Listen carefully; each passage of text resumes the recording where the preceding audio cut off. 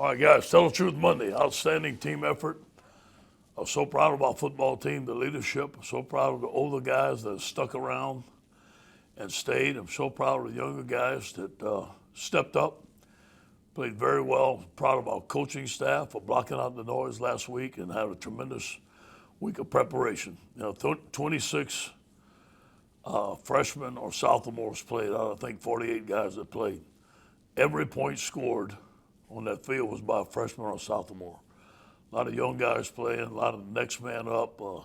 Great job by Corey Raymond and Bill Bush of getting these guys to play in the defensive backfield that hadn't played very much. I thought for the most part they played excellent. On offense, Mac Johnson, 3 TDs, no turnovers. Keyshawn Butte, 108 yards rushing. 108 yards catching the ball, 1 TD, 2 outstanding freshmen. 3 players rushed for over 50 yards. I thought we did a good job of running the football. On defense, the 3 turnovers were critical. Great plays made. Goal line stance, phenomenal job of effort and belief. And then 4 sacks and a sack fumble at the end of the game, set up a field goal and 6 tackles for loss. Special teams, again, lights out. Game-winning field goal, 57 yards, school record by Cage. So proud of him. I don't know. I just watched it on film. I don't know how he saw it go through there, but he knew it. And what a tremendous play. And then again on the field goal rush, Jay Ward, I don't know if he affected him or not, but it went wide left. And Jay had a great rush, and it was a great scheme by Coach Mack. Great field position again by Zach. 5 of 8 went inside the 20. Just overall, got to give the credit to the football team. They did it. They decided they were going to do it on Friday night in the team meeting.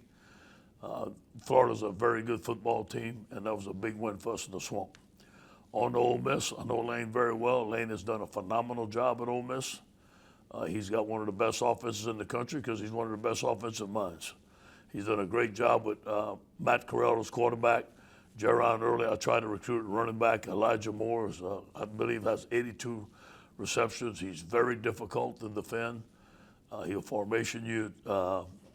He knows where he's a great game day caller. The game slows down for him. His daddy's Monty Kiffin. He was raised on football. I have the utmost respect for Lane Kiffin. Any questions?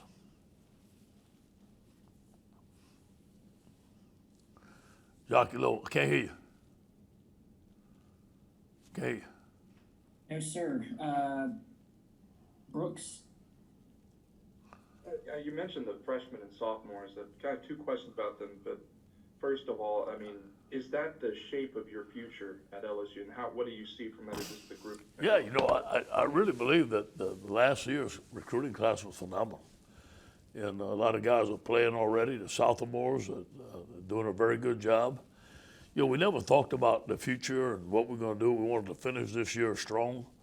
But as you look at it, all those guys are coming back. Maybe we can recruit some guys that with the extra year eligibility for next year. We should have a very strong team, a very strong nucleus, along with this recruiting class we're going to have this year.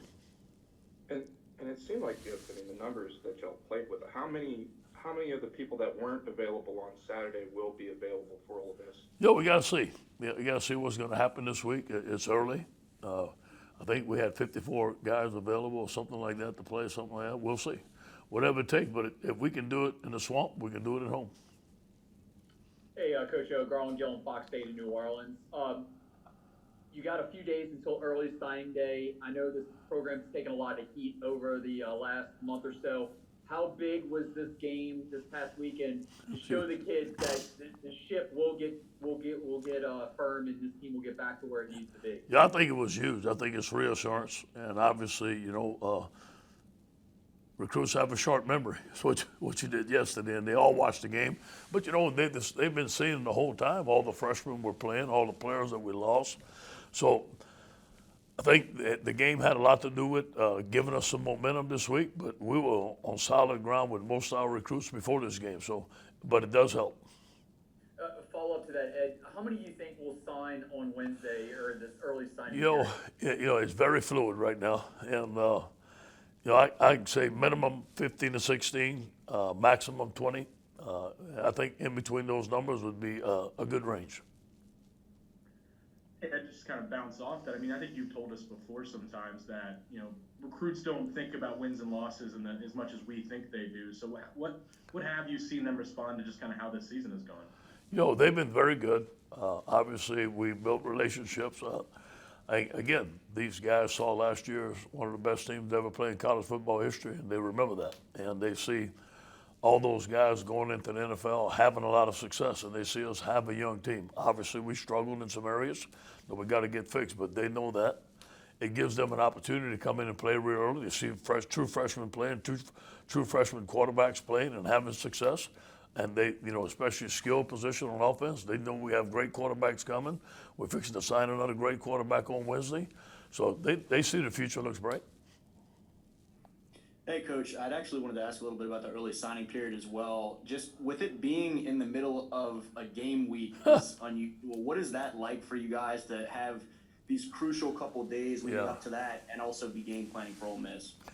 Just always have the phone in your pocket, and I'm always available. And we're talking to parents all the time. We're talking to players all the time. We have unlimited phone calls with them.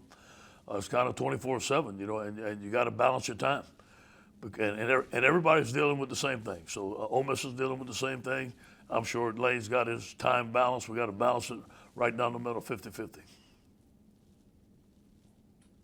Hey, Coach O, I know Damone Clark really played well in Micah's absence. Can you kind of give a timeline as to Micah not being available, not being able to travel, not because of an injury situation? Yeah, I think Mike's going to be available this week.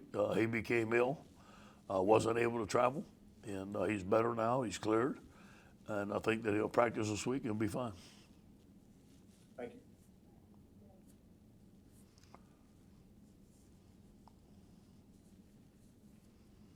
Hey, Ed, you mentioned the respect that you have for Lane Kiffin. Y'all obviously are different ages and you come from different backgrounds, but you both called each other close personal friends.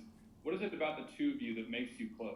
Well, Lane came in as a young coach with Coach Carroll. Our first year with Coach Carroll, I believe it was the year 2000, so I've known Lane for 20 years. And we became good friends. I respect him as a coach. There's no question. I respect his knowledge of the game. He got me to leave the NFL to go with him to Tennessee. He was going to come with me when I got the job. If he didn't get a head job, he was going to be my offensive coordinator. So he's a great recruiter. Me and him recruited a lot of great players together. We have a lasting bond. We won 2 championships together. I've coached with him at Tennessee. I remain close with him. We talk about personal things. We share things. I just have the utmost respect for him. Hey, Coach, this is Shay Dixon. My recruiting questions already got answered by you, so I'll ask about the weekend. Is there a memory or a moment when people ask about that game? Fans seem to already share all their memories of it. When you think back on Saturday night, what's that first thought? Yeah, just to see those 3 flags on the field. I didn't see the shoe. Hey, by the way, I've been asked to give a bunch of shoes for Christmas. I don't know why. My Christmas list has become shoes now. I don't know why people want shoes from me, but just to see those 3 flags on the field and to see a chance for us to win the game and to see the joy in our players and our coaches' face in the locker room. Loved it. Me? Head coach Scooter Hobbs. You said Kiffin has a great offensive mind. What makes a great offensive mind? And kind of follow up to that, what would you say is his calling card? What's his go-to? Yeah. You know what, Scooter, the game is in slow motion for Lane on the sideline. He can see all 22 at one time, much like Dave Aranda could for us. I watch the line, because I'm a line guy. Some guys watch the defensive backs. He watches all 22 at one time. He can tell what they're doing. He can change plays on the line of scrimmage. You've seen him. You've seen him in Alabama whistling, changing plays. He played quarterback. He knows what to do with the football. He understands both sides of the football. So I think his game day calling and his preparation and his recruiting are excellent. And now that you've had a chance to look at the film, were you even more impressed with Max Johnson, his poise? It seemed like he did a good job of looking off defenders and that sort of thing. And I guess we have one more game, so we have to ask you one more time. When will you decide on a starting quarterback for this week? We got to talk about it this week, see what the game plan is. We wanted Max because of his mobility, not that TJ doesn't, and wanted to give Max a chance to start. TJ had his opportunities to do it. He did very well sometimes. I think that we're very impressed with Max's leadership, his toughness, his ability to run the football, his ability to make decisions under pressure. And the biggest thing is no turnovers. And going into the swamp, his first game, think about this. You're a true freshman, you go into the swamp, you're a 23-point underdog, and you win. That tells you a lot about the young man. Hey, Coach. Steve Moulton, WZZN. So since shoes have become a hot topic on your Christmas list, can we expect a new shoe deal for you, Coach?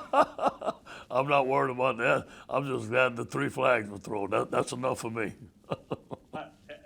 Seriously, though, Coach, you mentioned about Lane Kiffin and really his offensive prowess. How much do you think maybe his dad, Monty Kiffin, has made him kind of the coach he is today? I think he has a lot to do. Monty's still with him. They're best friends. And Monty taught him football.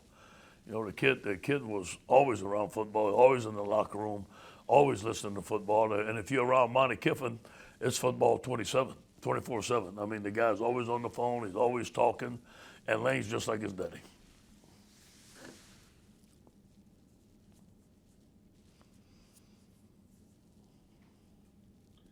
To ask about this early signing period again, I mean, you've recently in years past, you talked about these classes, you went national and went and found guys and were able to bring them to Louisiana. How is that strategy going forward, and how do you approach that maybe once they get to Baton Rouge that they stay in Baton Rouge? Well, it all depends what we have in Louisiana. We can always look at Louisiana first. And if I think it was 2 or 3 years ago, it was one of Louisiana's best years.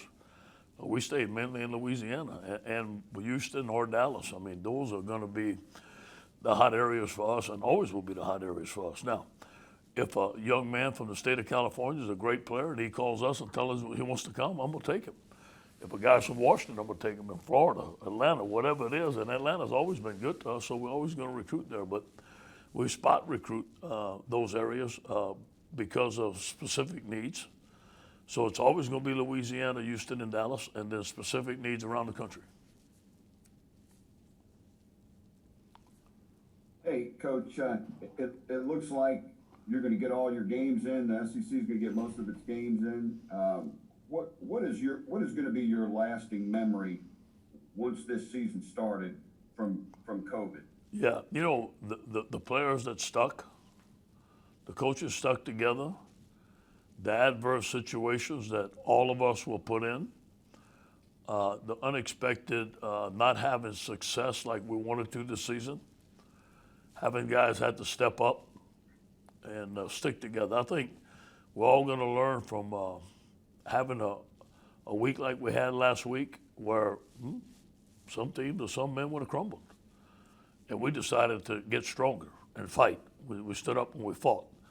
And that's what I want this team to learn, that any time in life you face adversity, you got to stand up and fight. You can't crumble, and good things are going to happen. What was the craziest thing you remember happening? That shoe being thrown. It's fresh in my mind. I've never seen that. I've never seen that before in football. I meant COVID related though. COVID related. I think, Glenn, when we all had to go home, and the roads, there was nobody on the road, and I didn't see another human being, get to talk to another human being for 2 weeks. That was right after spring practice you talking about? Yeah, we all had to go home, and I'm in a home by myself and just watched way too much TV, and then I hate it. I hate being by myself, and I didn't like it. I love being with our staff and our team. Thank you. Hey, Ed, was there something that happened last week that made you all have this turnaround? You talked about a lot of speeches and stuff the night before. Yeah. Was there something that kind of sparked this? Yeah, I think you got to give credit to the players.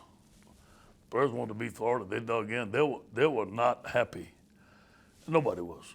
about our performance against Alabama. I give it to Alabama; they're a great team, but we still saw us fight during the week in Alabama. And then the guys decided, hey, listen, this is Florida. We want to represent LSU in the right way.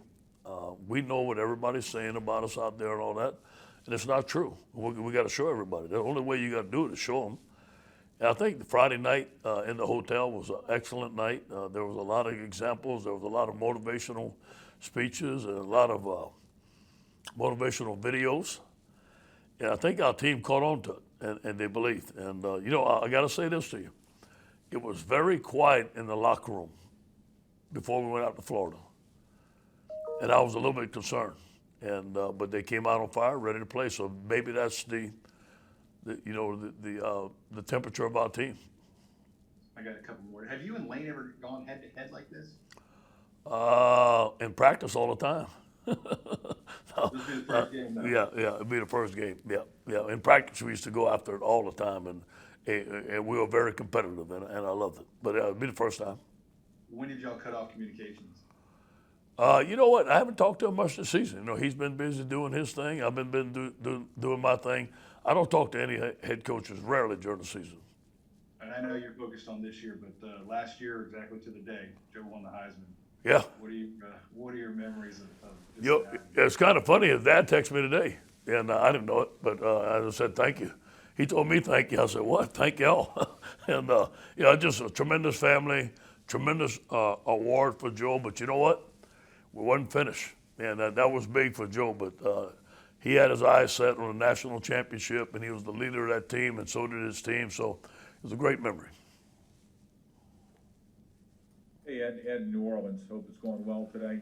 Couple of questions, please. Max Johnson, on one of those scrambles, looked like he was limping at the end of the game. Yeah. Is that going to be a problem this week? And two, the fact that his dad had so much success in the NFL, do you think that's kind of a bleed over to his game, that he's got that poise gene that maybe he learned from his father? No question. No question. I think his dad trained him, and so did his mom. His mom was a great volleyball player. His mama is Mark Rick's sister. There's a lot of football in that family. And just getting to recruit them and knowing Brad and Nikki, the type of people that they are, and then also watching Max play. But I think that all that combined made him a very, very good competitor, just like TJ is. TJ has great parents. They're very similar in a lot of ways. He has a small injury. He's limited today, but I think by the end of the week he's going to be full speed. This will be the last question, Jacques. Okay, Jacques. I guess we'll just end on that one. Thank you, guys.